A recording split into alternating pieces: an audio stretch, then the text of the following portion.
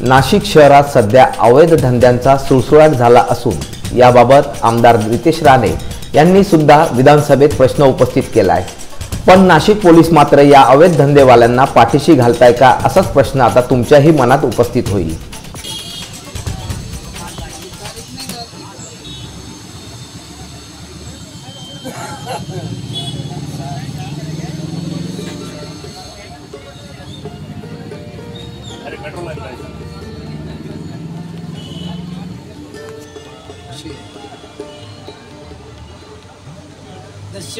मारो मारो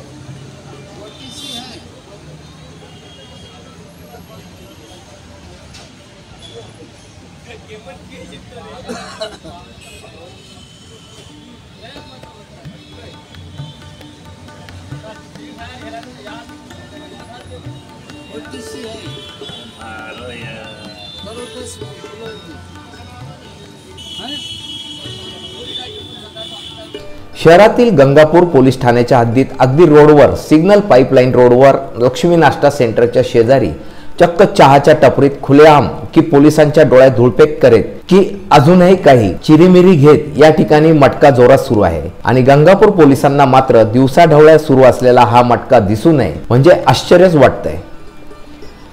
नवनियुक्त पोलीस आयुक्तांनाही याकडे लक्ष देण्याची मागणी नागरिकांकडून केली जात आहे। हा मटका सुरू राहावा यासाठी काही चिरीमिरी घेतली जाते काय याचाही तपास होणे गरजेचे आहे। आणि पुढील भागात अजूनही बरेच काही बघायला विसरू नका। मी नाशिककर न्यूज ब्युरो नाशिक।